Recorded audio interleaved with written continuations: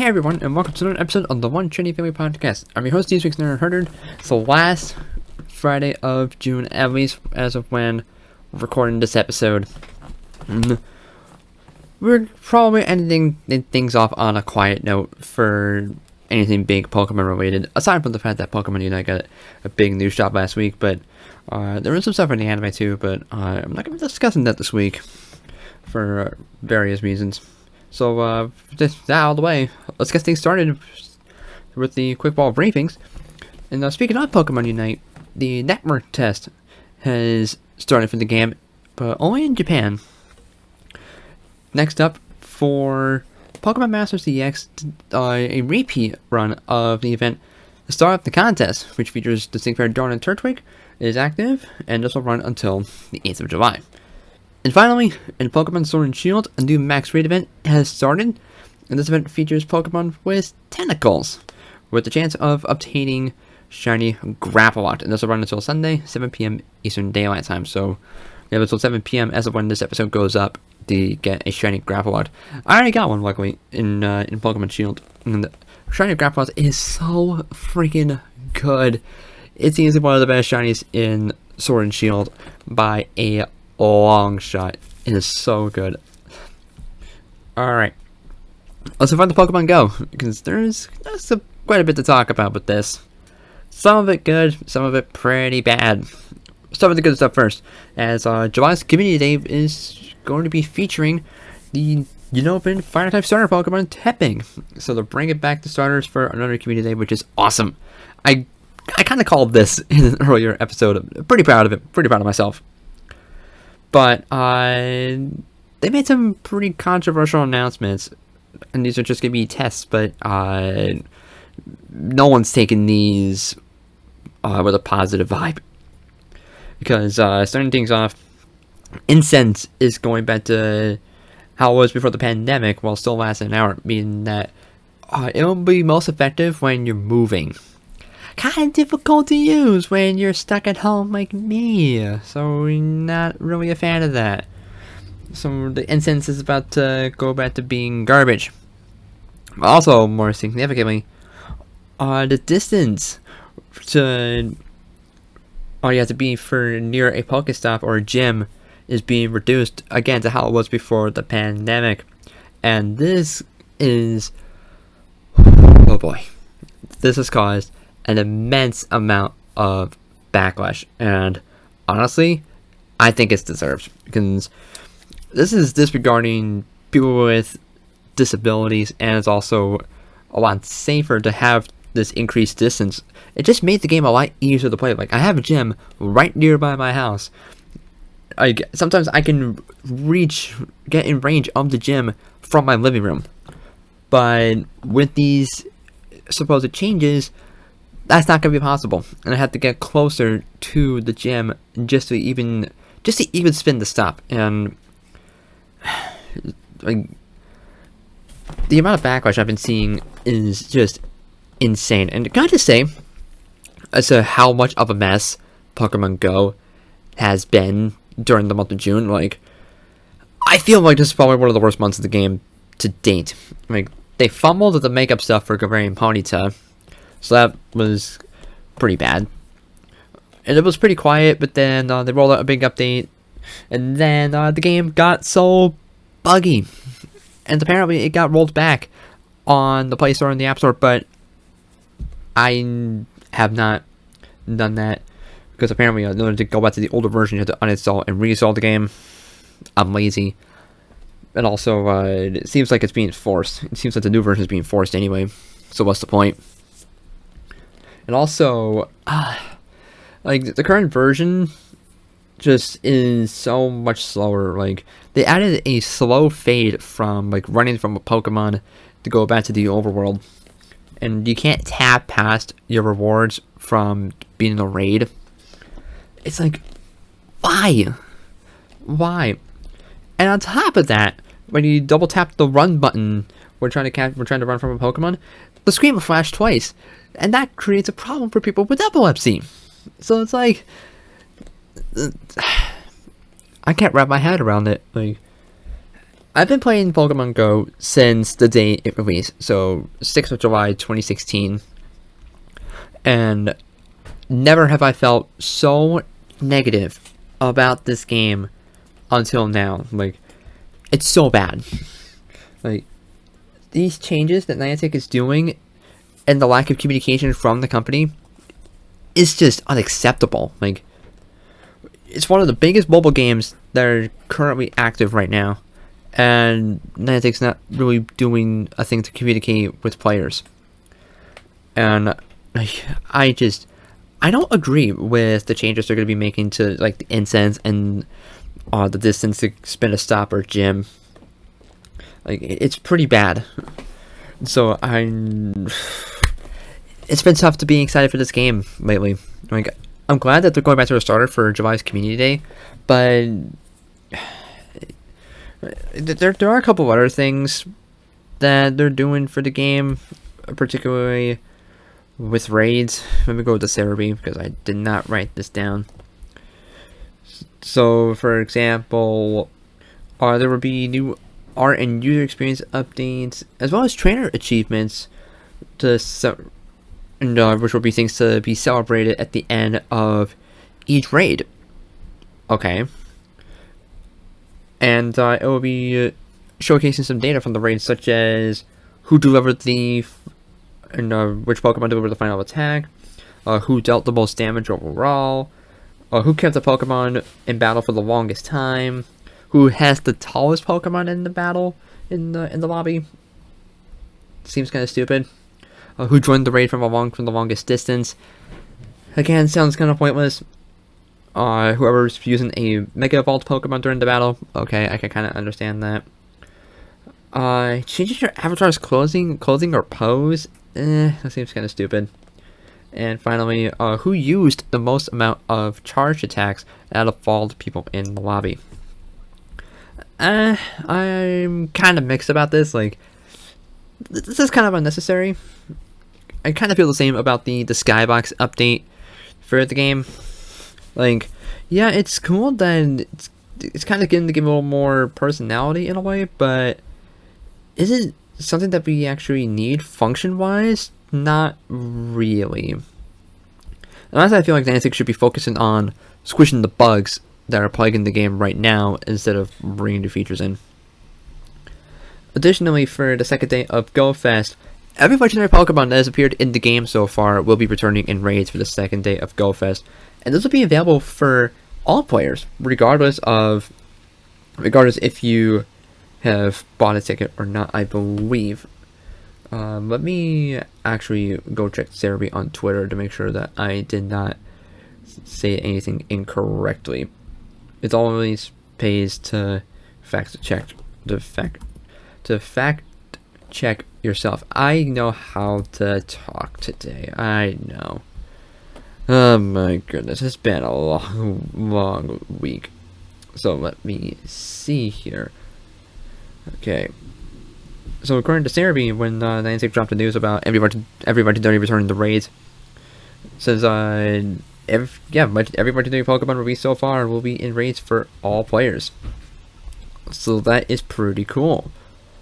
And they'll be divided up into hours, so it's not like every legendary being dropped at once, which would be a little overwhelming. And for those who bought a ticket, then you will get many raid passes, which include 10 free raid passes from gyms, 8 remote raid passes from the timed research, and a free box containing 3 remote raid passes. So that's pretty good. I'm a little undecided as to whether or not I'm going to be buying the ticket. Like, after putting $15 into this game just to hatch as many eggs as I can to get a shiny Korean Ponyta with no success, I'm debated as to whether or not I'm going to be buying a ticket. Like, my first ticket event, which was Go Tour Kanto, I was a little underwhelmed. Like, I felt like I did not get my money's worth. And it's kind of how I felt like whenever I put money into the game lately.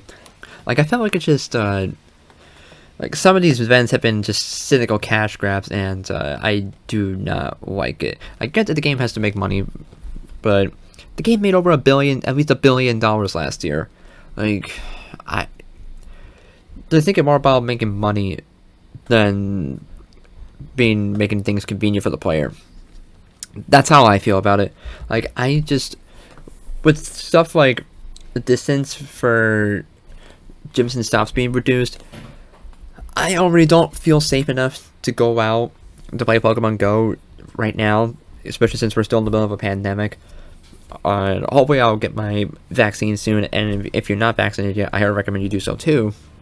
But regardless, I don't think it's worth going out to play Pokemon Go right now, personally. Like, I don't feel safe or comfortable enough to do it.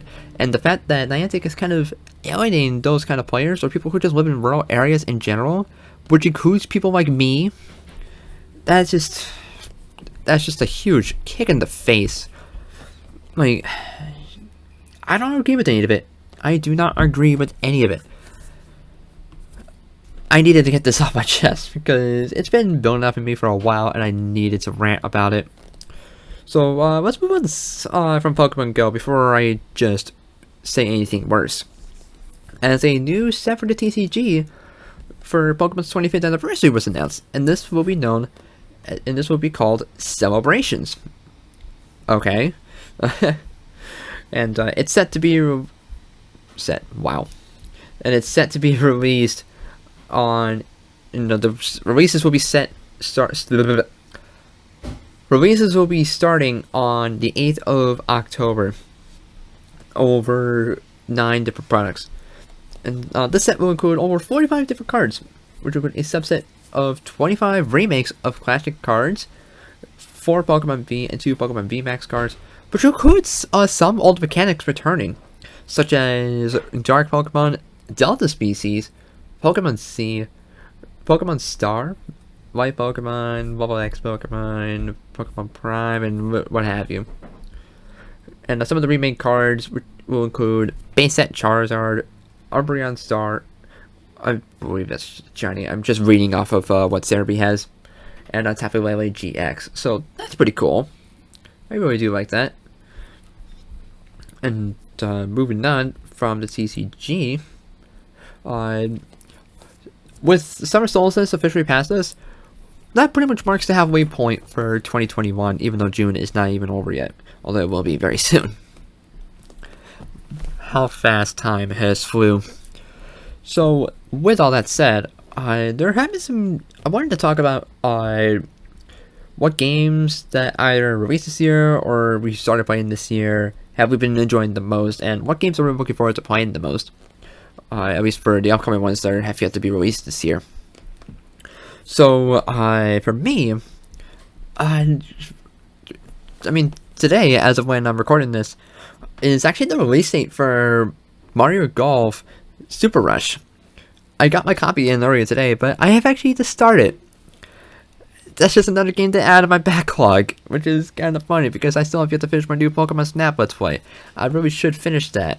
I will get around to it at some point. Maybe once I finish editing this episode on Saturday, I'll finally get around to editing episode 3 of New Pokemon Snap and finally getting the next episodes recorded. In fact, speaking of New Pokemon Snap, it's been fun so far. I have not recorded any additional episodes, but for what I have played so far, I really like it. And it's not my favorite Pokemon spinoff by any means, but it's definitely a good one. And I do think it's a nice little change from some other Pokemon spinoffs we've been getting lately. And I still stand by my statement of the game looks absolutely incredible. The graphics are so freaking good. And I do feel like it's one of the best graphics some of the best graphics we've gotten for any Pokemon game, period. Right up there with Pokemon Tournament Deluxe, which is another really solid looking game. In fact, Bandai Namco made both of those games, and you can kind of tell. So that is awesome. What other games I've been playing this year? On PC, I've actually been playing another Monster Quest RPG that plays kind of similar to Pokemon, and it's called Nexomon Extinction. I didn't know about this game until, I think when I saw Nintendo tweet about it earlier this year. I mean, back in January. and that's kind of cool. And I'm really glad I got this game because it is so much fun. The Nexamon designs are really good for. It's great. The music is awesome. The areas are really good. I really like the chibi overworld actually, and the chibi overworld kind of gives me vibes of Brilliant Diamond and Shiny Pearl, and that was before those games were even announced, which is kind of funny. So that's cool. Like I do plan on getting this game on Switch as well. And I got it on PC mainly because I wanted more games to play on PC because I'm a powerful gaming laptop and I've not been playing that many games on it, which is kind of ironic. Anyway, we also have Roller Coaster Tycoon Classic. I am a huge sucker for the Roller Coaster Tycoon series. RCT3 Platinum was my first Roller Coaster Tycoon game, and it's still my personal favorite, honestly. Like, even though Classic is a really, really good game. It's a combined remaster of the first two games, and I think it's fantastic.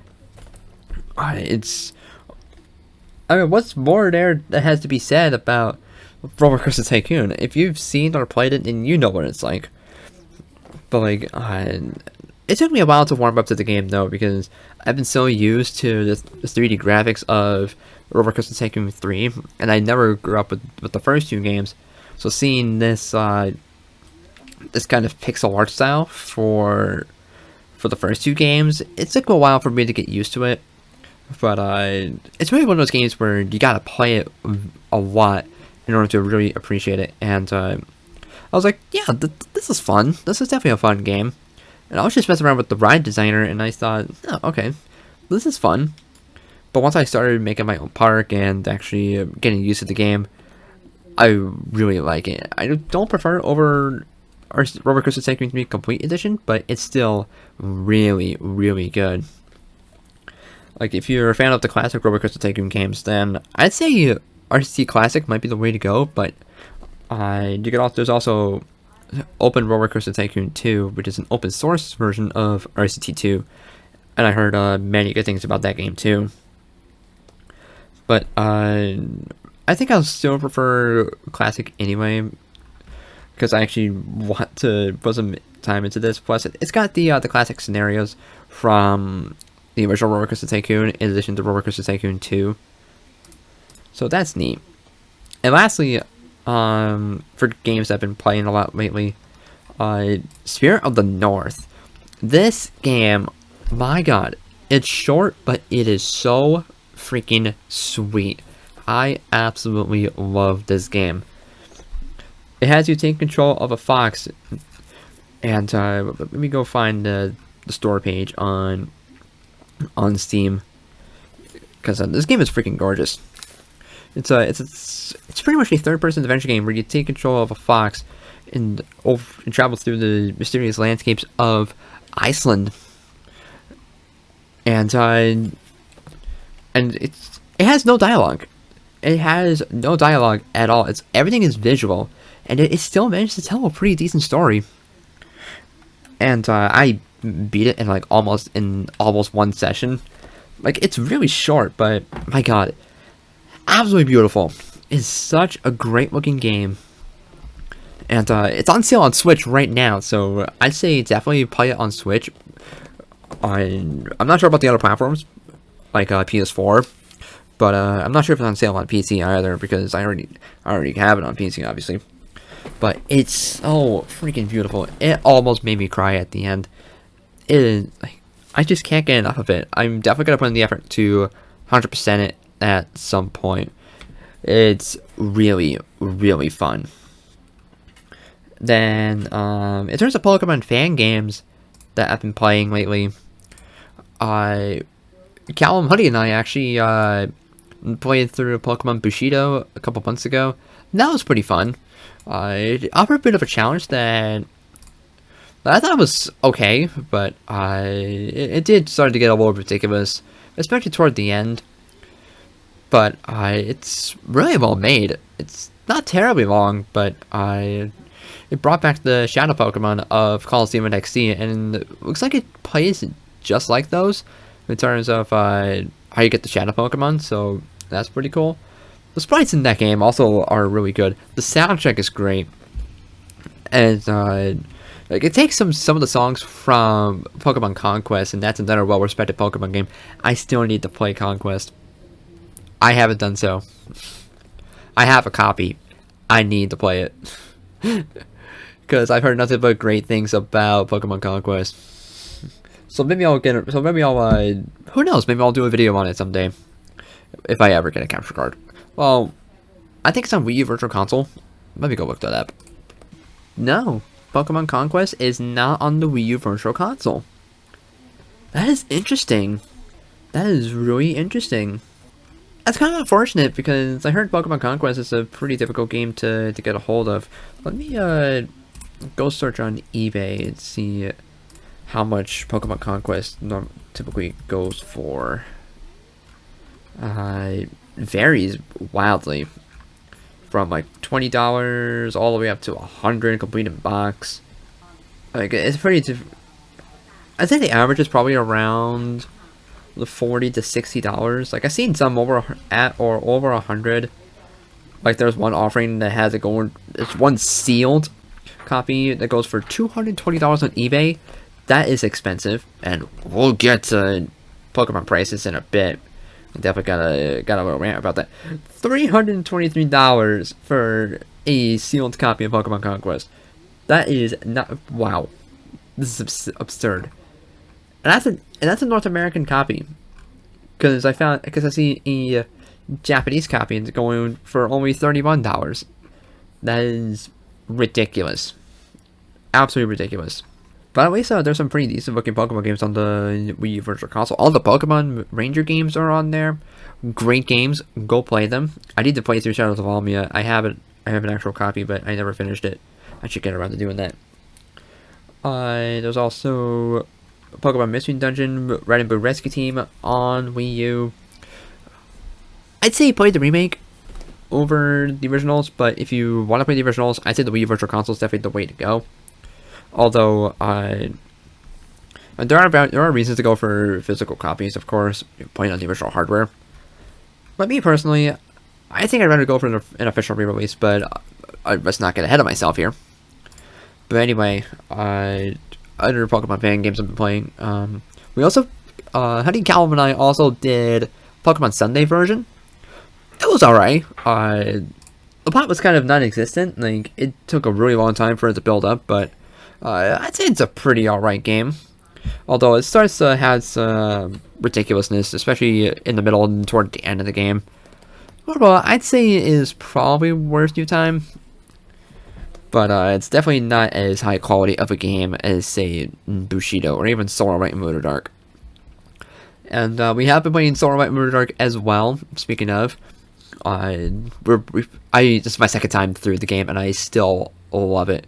We haven't played it in a while, and we're still working through it. It's quite a big game, actually, but it's still really fun.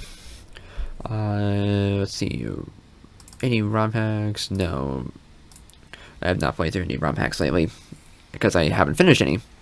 I've also been playing a lot of Pixelmon, which is a Minecraft mod. Very fun. It works off of on version 1.12 for Minecraft. But I'd say it's definitely it's really, really fun. I've already been putting a lot of time into Minecraft as a whole, but Pixelmon is just it basically turns Minecraft into a Pokemon fan game while still looking and feeling like Minecraft. Like, it's pretty crazy. It's really well done, and I absolutely love it. I've been playing so much time into it. Like, it's good fun, and the models are not blocky like the rest of the game, and I honestly don't mind it. Like, it's good. It's really fun. And also, what? I need to start Mario Kart Super Rush. I'll probably do that after I record this episode. But it looks really fun. I do love me a good golf game. But for the longest time, golf was my favorite sport. But then bowling kind of took over for me. But I still enjoy both sports. And the Mario sports games are always good fun. even if some of them can be a little bit on the boring side. I'm looking at you, Marty Tennis Aces. Okay. Trying to think about what other games I've been playing a lot of. Oh yeah, Planet Coaster. I got this last year, but I tried to give it another chance this year, and this is a tough game for me to recommend. I really... Like, I've had lots of crashing issues with this game. And the only reason why I have like almost 60 hours on into this game is because I keep testing to make sure that it's reliable. And there were some times where it worked spectacularly, but nowadays it's an inconsistent, unreliable mess. And I don't understand why. Like, many people have praised this game for being like a true successor to Roller Coaster Tycoon, especially the third one. But like, I don't know. Like, I am looking into getting another Roller Coaster Tycoon book-alike, Park Attack, and this looks to be like a true successor to like Roller Coaster Tycoon 2. But I'm a little hesitant after the disaster that I had with Planet Coaster. And there was also the demo for Dragon Quest Builders 2. I have not put much time into the demo, but it's pretty cool from what I have played so far. Definitely a game that I definitely want to put some time into. But regardless, I think that's about all the games I've been playing lately. And so, in terms of games that I'm looking forward to the most, obviously Pokemon Brilliant Diamond, Shining Pearl. I'm not going to include games for 2021, so unfortunately Pokemon Legends Arceus does not make it here.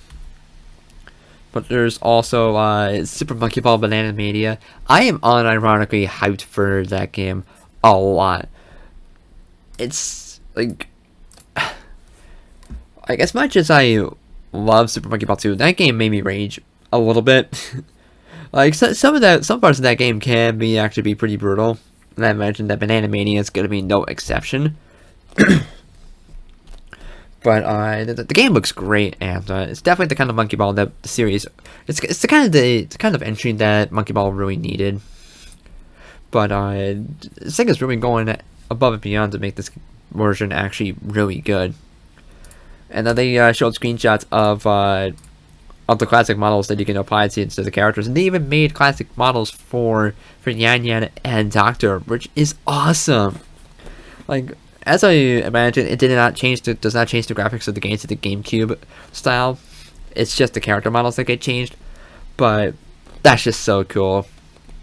That is really cool, and maybe I'll probably do some videos on it here on the channel. But who knows? Who knows at this point? Additionally, oh yeah, there's also Miitopia. I've heard very good things about that game, but and also Mario plus Rabbids Stars of Hope. That game looks ridiculous, and Mario Party Superstars. I cannot wait for that game. It looks like the proper Mario Party that the Switch really needed.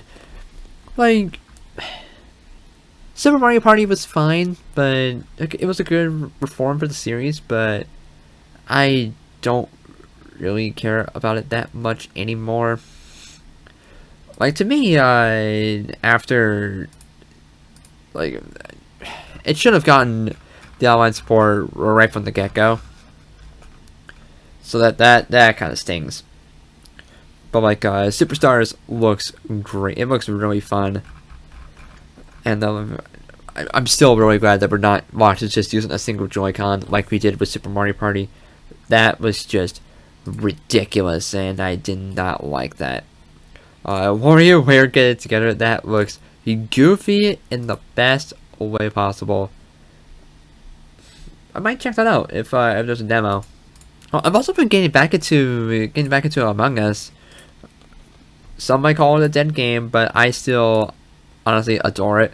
Like, the quality of life stuff and all the new features that Intersoft has added to the game. The game feels a lot more polished now than how it was back then. Even compared to this time last year, it was the game is a lot better now.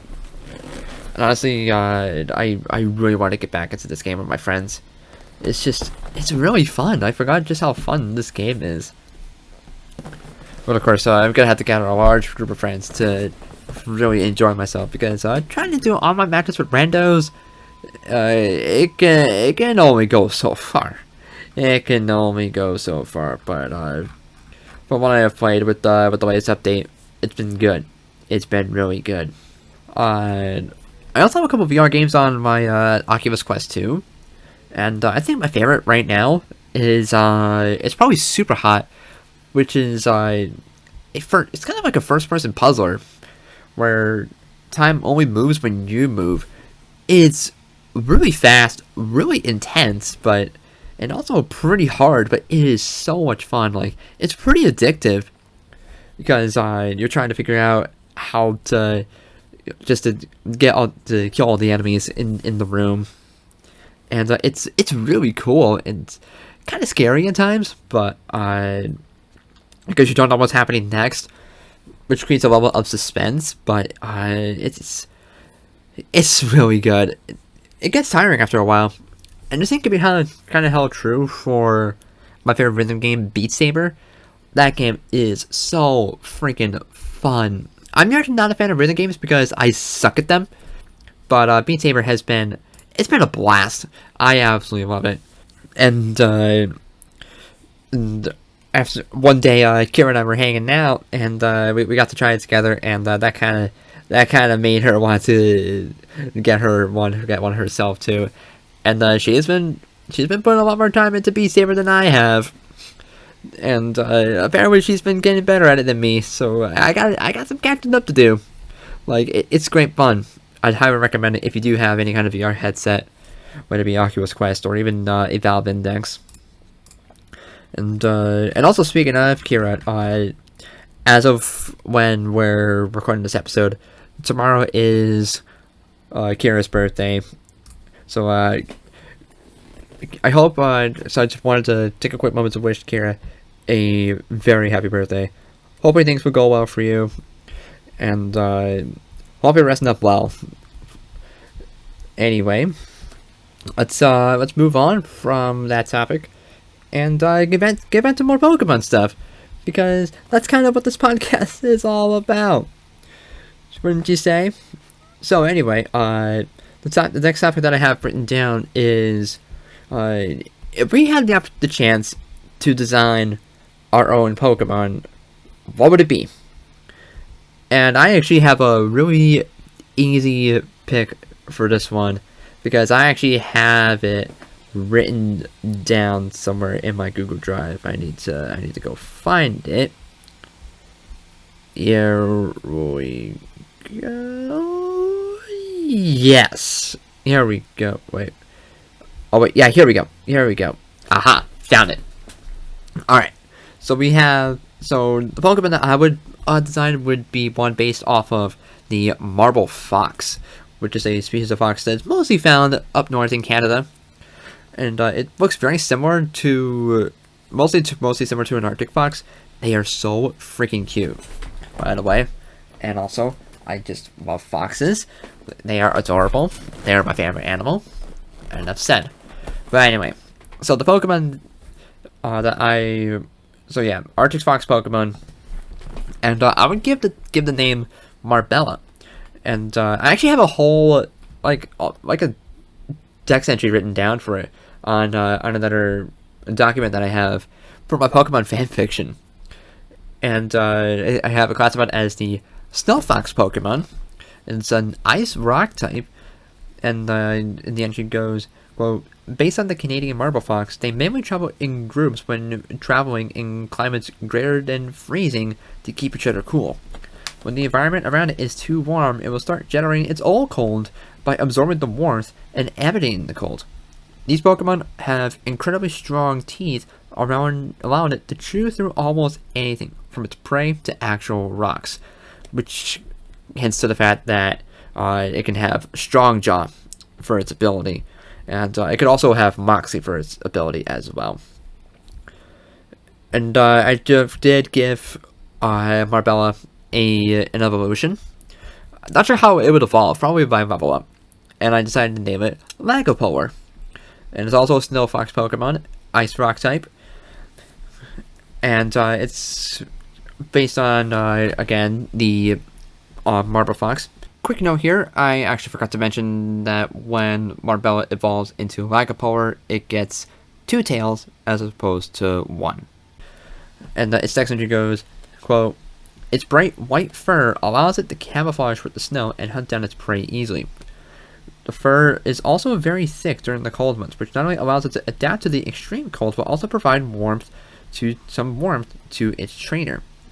Its 2 tails allow it to provide both offense and defense when in battle. Again, either strong jaw or moxie for its ability. Honestly, I did make up a design for Marbella. I drew one like a few years ago, but I never drew the design for Lagapolar. I really should get around to doing that. But that's definitely something that I would make a Pokemon off of. Because like I said, I love foxes, and I just want more fox Pokemon. Even though we have Vulpix, Fennekin, and also Nickit, along with Zoroark. Cannot forget Zoroark. All the fox Pokemon are adorable. They are perfect in pretty much every way.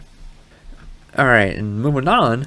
Earlier this week, as we're recording this episode, marked 9 years since Pokemon Black 2 and White 2 were released in Japan. And these were a direct sequel to Pokemon Black and White, and were also the last main series Pokemon games on the Nintendo DS. What a way to end off Pokemon's run on the DS. They were incredible. Even back when they were new, I thought that Black 2 and White 2 were better than Black and White. And I actually replayed White 2, I think back in 2018. And my opinions are still very, very positive about them. The expanded Pokedex, the plot continuing off of Black and White, which gets expanded even further if you use Memory Link, which is awesome. And just overall, it's so many extra features, such as the Pokemon World Tournament, all the legendary things you can catch, and it's just overall, it's a really, really good game, and definitely my favorite of definitely my preferred version of Gen 5. It's just, the graphics are probably the best of any pixelated Pokemon game, although Gen 4 was also really good for sprite-based games. Why did I say pixelated earlier? I don't know. But little things like the battle backgrounds of Black 2 and White 2 looking a hell of a lot better than Black and White's. And the designs for the new player characters, Nate and Rosa, I love them. Especially Rosa. And we also got to do gym leaders in Black 2 and White 2. Like, Unova in Black 2 and White 2 felt familiar, but still very new. Like, it felt more like the plot and progression felt more conventional than, say, Black and White, but overall it's still a fantastic game, and I very much enjoyed it. And after my replay of White, I was like, I want to go back to White 2 and finish off my replay of Gen 5. And before my replay of White, I thought, Gen 5's okay. Like, Black and White was good, but Black 2 and White 2 was better. Overall, it was just okay. But now, Gen 5 is like one of my all-time favorite generations, and it's fantastic. Like, both generations of main series Pokemon on the DS were phenomenal. And it's gonna be tough to top. Like, Gen 8 is looking to top Gen 4, but we'll have to wait and see how good Brilliant Diamond, Shiny Pearl, and Legends becomes. But for now, Gen 5 is definitely a top 5 best generation by far. And same goes for Black 2 and White 2. It's definitely one of the best Pokemon games ever made, in my opinion. Like, they just did so much right for the series, and I really do appreciate them a lot for what they are. But speaking of Brilliant Diamond, Shiny Pearl, and Legends, it's been about a week and a half since E3, and we still haven't gotten any new information in regards to these games. And it's kind of concerning, because I don't think we've gone this long without any new information for an upcoming Pokemon game, because we said it multiple times. The only other bit of information we've gotten since February was the release date and box art, and also the price and the double pack for Brilliant Diamond Shiny Pearl, but that's it.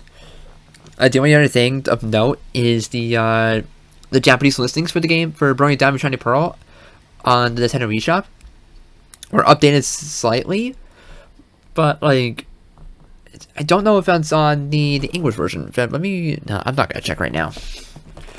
But regardless, it's weird to see that we've gone this far without any new information. There's still a little bit of time left because Pokemon tends to do announcements on either Fridays or Wednesdays. So if not this week, then hopefully on Wednesday. Because needless to say, we are very much overdue for a new update for Brilliant Diamond Shiny Pearl and Legends. Like, how are they going to get us to buy the game if we don't know anything else? Like, come on. We're a little overdue. I don't like being impatient, but like, it's been tough to stay patient when there's been nothing for like a while. And I don't even pay attention to rumors because they can get your hopes up for pretty much no reason. So, whatever. Anyway, going back to the prices of Pokemon games, like, the prices for the main series Pokemon games across the board have risen in value by a significant margin. Like, I saw a tweet about it on Twitter last night by from a quote tweet from Taco. I believe that's how you pronounce it. Sorry if I mispronounced it. And the quote tweet showed a picture. Well, not exactly the quote tweet itself, but like, you get what I mean. Like, the original tweet showed a picture of some Pokemon games at a retro game shop going for very high prices. Like, in this picture that I'm seeing right here, Diamond and Pearl going for $100. Alpha Sapphire going for $25. Okay, it's still a little steep, but somewhat reasonable. I mean, Oris was going for $40 back in the day. So, yeah, still, like, whatever. But then, there's 2 copies of Heart Gold, each of which going for $250. In fact, I'm going to go check eBay for copies of Heart Gold Soul Silver. Let me, Pokemon Heart Gold. Let me see here. Of course, when you're looking at eBay listings, you gotta be on the lookout for any online listing, really. You gotta be vigilant for counterfeit copies, because the DS and especially the Game Boy Advance were plagued with counterfeit copies. And I saw one listing as I was scrolling through eBay. Complete in box, $300. Japanese copy, one listing has it going for $60.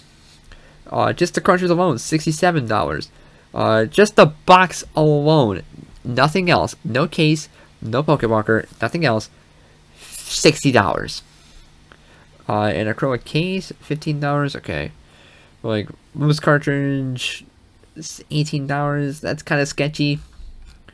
But like, prices are just up across the board.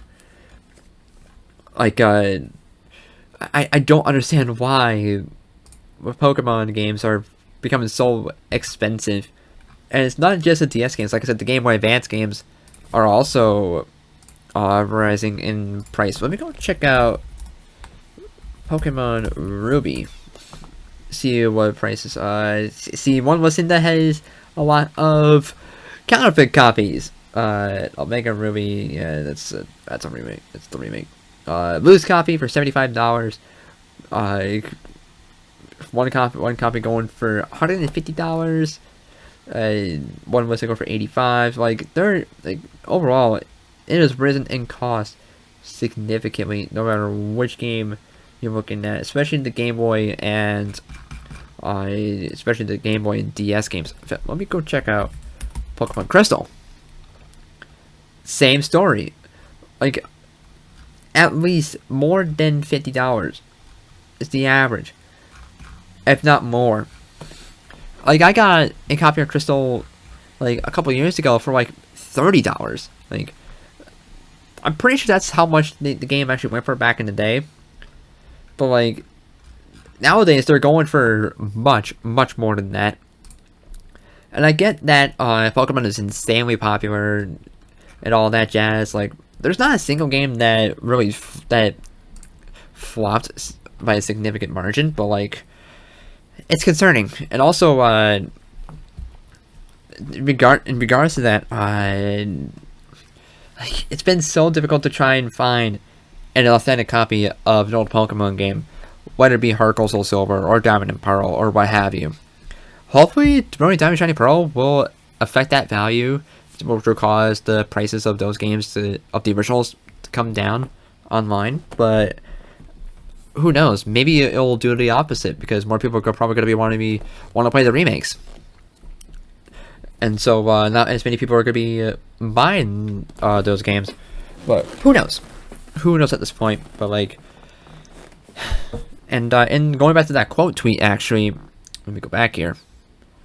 Because that quote tweet says, quote, "A decade ago, it wasn't hard to get most games since gaming was still relatively young, but now it's become apparent companies need to start making retro games available on modern consoles more often."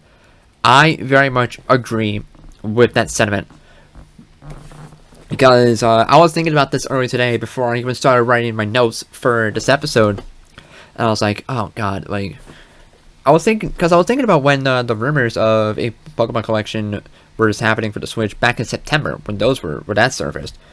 Like, it was shot down as fake. However, the possibility of a Pokemon collection happening on Switch, it could still happen. Like, I want it to happen personally. Like, I've talked about it several times. We've talked about it several times here on the podcast. But like, the timing would be really weird because of Brilliant Diamond and Shining Pearl happening later this year. And so more people, if that happened, then most people will probably want to play the original Diamond and Pearl in the collection, along with many other games, instead of buying the remake. So that's probably why they're not releasing the collection this year. But like, I don't think that should be in consideration for today, but rather for the long haul, because that would be a really efficient way of reserving these older games and also making them available on modern platforms so that more people can become interested and play these games for the very first time. And also, it would give people who played these games back then a reason to revisit them. Like, yeah, you could just play this on the emulator, but I don't really like doing that personally. Like it's kind of sketchy legal-wise, because you are, at least here in the United States, you need to be legally required to have an actual copy of the game you're trying to emulate. I'm not sure how it's like in the rest of the world, but at least I know that here in the US. But how many people actually know about that law? Not much, I imagine. And also, in addition to having everything be harder to obtain, it's also a good way to, like I said, preserves these older games. And also, they could also include modern features, like having modern multiplayer support, like both locally and online, as well as being available for an actually reasonable price. So that's awesome. And also, the companies that actually made these games can still make a profit out of it. Now, I know some people might not like that, but all in all, I'm just trying to talk from the perspective of not only the consumer but also the business side. I'm no business person, but I'm trying to think of a compromise. Trying to think of a compromise here. And when you think of it from that perspective, we're releasing a collection of all the past Pokemon games from Red, Blue, Green, Yellow up to Ultra Sun, Ultra Moon. It would be a win-win for everybody. And we know that Pokemon is interested in releasing their older games on a modern Nintendo platform because they did it on the 3DS and Wii U. Like, Gens 1 and 2 comes to the 3DS Virtual Console, and a bunch of other spin-offs coming to the Wii U. So there is interest from Pokemon in releasing their older games. And I think they should expand on that even further, especially since the Switch does not really have a good lineup of legacy games to begin with. Like, I would love to say play Platinum on my Switch, or Ruby, Sapphire, and Emeralds on my Switch and online. Like, I can help make new memories with, like I said, these people can make new memories, especially for people who never got to experience, like, say, the original Ruby and Sapphire, or the original Diamond and Pearl, or even the original Gold and Silver. Like, there's so much potential here. It can create new fans, and it would give Pokemon veterans like myself a reason to revisit these games. So I feel like like I would not care if it's like full price $60, because even at full price, that would be a lot of value. Now, of course, adapting, say, the DS and 3DS games for the TV, that would be a little difficult, not gonna lie.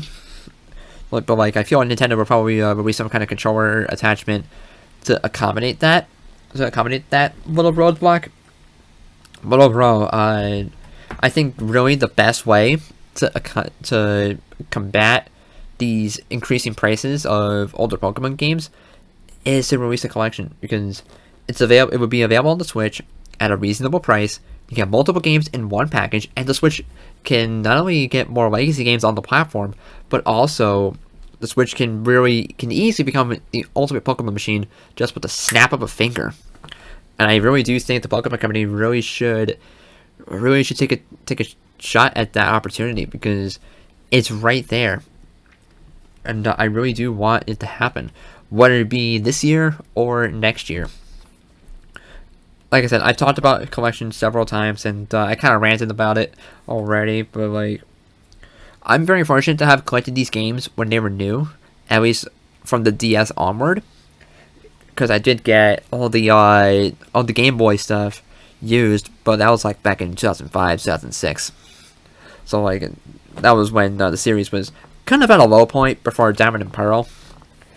So obviously that was when the series was not at its pretty much its highest point where like it is today.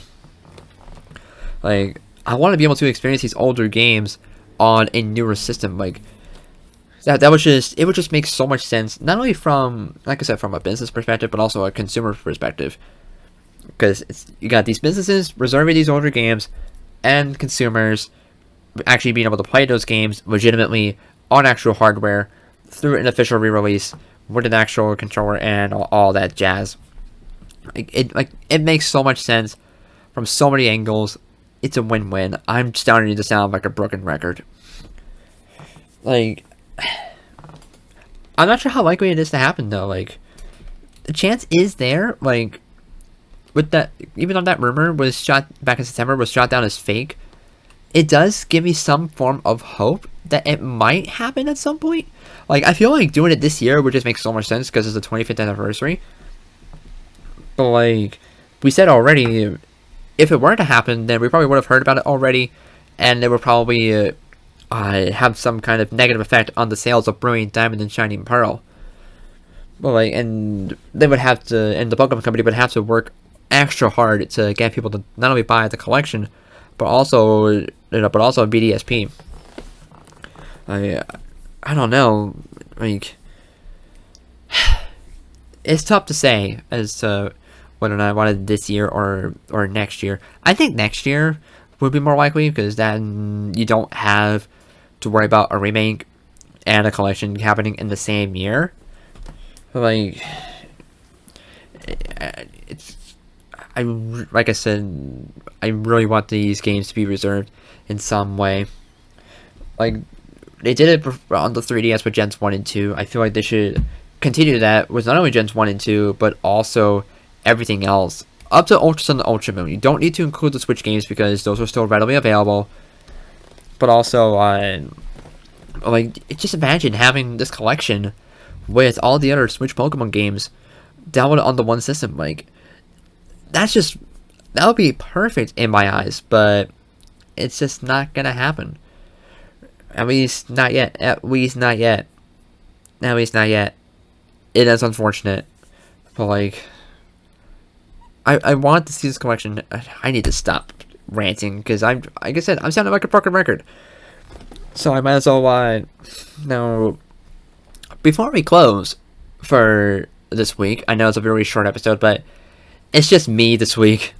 Calvin was not able to join me this week, nor did Sam and Honey. So, one-man show for this week.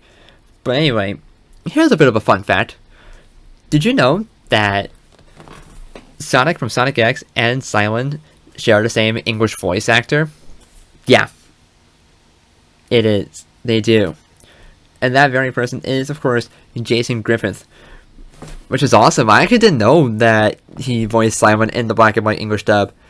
So there's some more knowledge for you for today. And ending on that high note, I want to thank you for tuning in. And until next time, through it all, we're still a family. One Trinity family.